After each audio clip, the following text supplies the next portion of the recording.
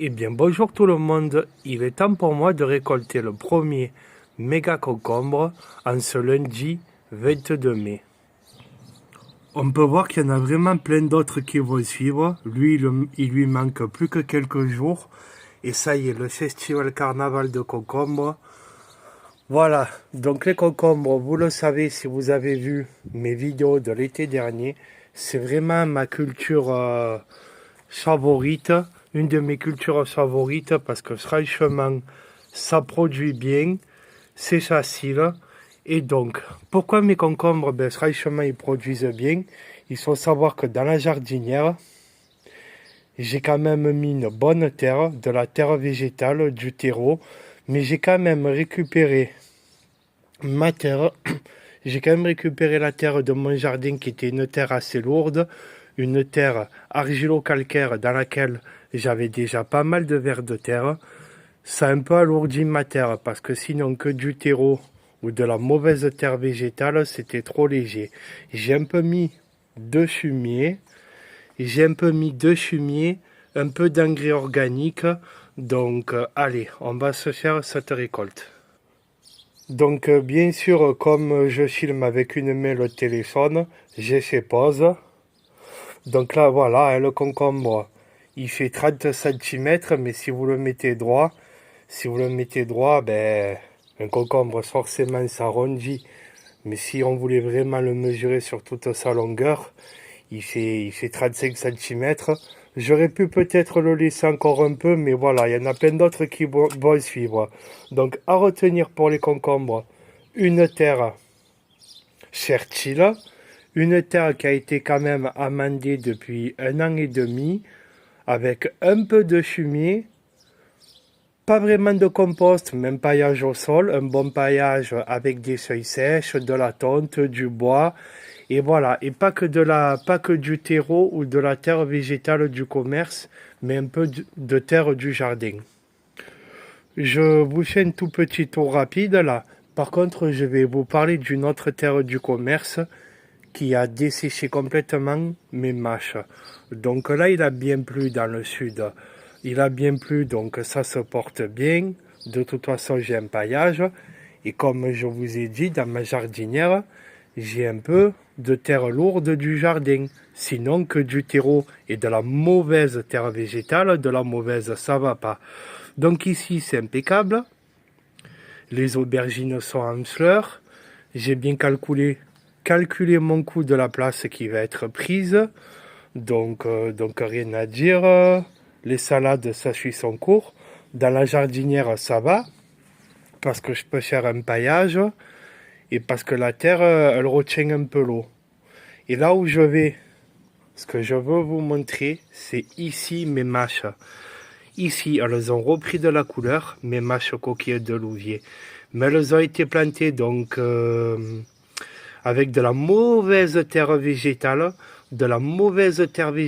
dégueulasse que j'ai acheté à Bricomarché, la terre végétale Jardibest. C'était vraiment de la merde, ça ressemblait même pas à de la terre. J'aimerais bien vous montrer, mais là c'est mouillé. C'est mouillé, ça paraît. Ça ressemblait même pas à de la terre. Il y a ça et il y a un peu de mon terreau semi-ébouturage, le terreau que je vous ai montré dans la dernière vidéo. Alors ce terreau semi-ébouturage, il retient un peu l'eau, mais jamais autant qu'une bonne terre végétale, une bonne, voilà. Donc ici, cette mauvaise terre végétale que ça ressemblait à ni à du terreau, ni à de la terre, même pas de la tourbe, je sais pas ce que c'était. Eh ben mes mâches, tout à l'heure, avant la pluie, elles tiraient la gueule, elles commençaient à flétrir du manque d'eau. J'ai mis le doigt dedans, c'était déjà sec. Alors que pour une soie dans le sud, il avait pas mal plu pour une soie, vous voyez. Il avait plu et il faisait sombre là pendant ce week-end de 4 jours. Ah ben la mâche commençait à tirer la gueule alors qu'on est à peine au printemps, qu'il y avait de l'humidité, tellement cette terre, c'était de la terre de merde qui retient pas l'eau et qui est trop légère. D'où l'importance quand même d'avoir une terre un minimum lourde, un minimum compacte, un minimum lourde, voilà. Mettre que de la terre végétale trop légère, c'est pas bon, ça sèche trop vite. Le mesclun, ça va, il avait pas tiré la gueule, le mesclun. C'était limite. Donc là, il y a eu un très gros orage, attention. C'est bien noir, c'est bien trempé, parce qu'il y a eu un très gros orage pendant plus d'une heure. Même mes soucoupes sont pleines. Sinon, si je vous avais filmé ça en début d'après-midi, ça tirait déjà la gueule là. Donc, bien sûr, qu'est-ce que je vais faire? Qu'est-ce que je vais faire ici? Quand j'aurai récolté mes mâches, je vais un peu enlever cette terre végétale jardibeste de Bricomarché, que c'est vraiment de la merde. Et je vais rajouter, ben, je vais essayer de trouver de la bonne terre végétale, de la bonne compacte. C'est un compact qui retient vraiment mieux l'eau et qui est plus lourde aussi. Parce que ça se voit que c'était de la merde, rien qu'au poids du sac aussi. 40 litres, mais 2 fois moins lourd. 40 litres, mais 2 fois moins lourd qu'une bonne terre végétale. Mais j'ai pris ça parce que voilà, parce que mine de rien, j'en ai acheté un paquet de sacs de terreau depuis tout le temps.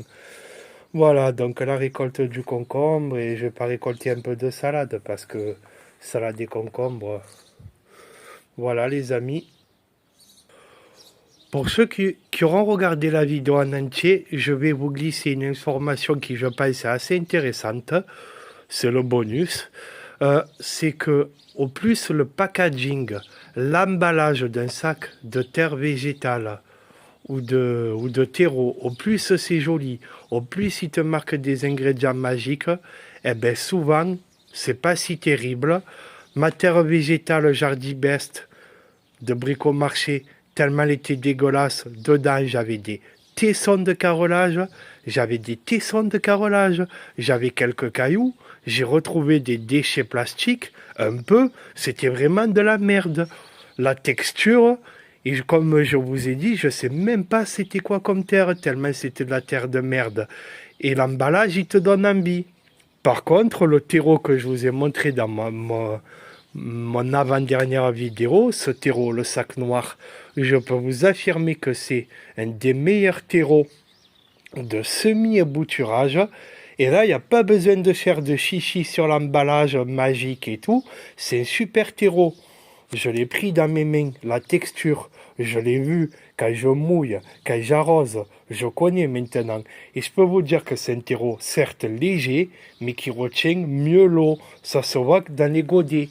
Dans les godets là, tu le vois, ça prend beaucoup mieux, ça retient l'eau tout en étant léger, ça reste un vrai terreau. Et dedans, tu ne retrouveras pas des merdes de plastique et de morceaux de carrelage. Donc la conclusion de tout ça, c'est que la terre, c'est primordial. Il faut ni qu'elle soit ultra trop lourde, ni ultra trop légère. Encore plus quand tu vis dans le sud, que tu manques d'eau et qu'il y a la canicule. Avec une terre ultra légère, c'est encore moins la peine. Voilà. Donc là-bas, pourquoi ça réussit? Ben parce que c'est tous les conseils un peu, entre autres, sur YouTube et tout. Ça a été fait vraiment avec soin, de mettre ma propre terre de jardin un peu lourde. J'ai même fait un peu des couches. Au fond, plus de terre de jardin un peu plus lourd. De la terre qui est un peu boueuse quand elle est bien mouillée, là. Bref, de la terre argileuse qui était bien gavée de verre. J'avais mis de la terre végétale potable, si mes souvenirs sont bons, qui était plus lourde et plus consistante. Voilà, de la terre végétale qui était plus consistante. Et bien sûr, après, un peu de fumier, un peu de matière organique, un paillage au quotidien, faire régulièrement du paillage, un peu de compost. Donc c'est pour ça qu'on peut avoir, par exemple, un poivron, un concombre aussi productif en date du lundi 22 mai, hein, parce que je ne vous les ai pas tous montrés. Les poivrons, c'est pareil, ça va être la solie. Je vous invite vraiment à aller voir les vidéos de cet été. Pour une petite jardinière, c'est vraiment productif.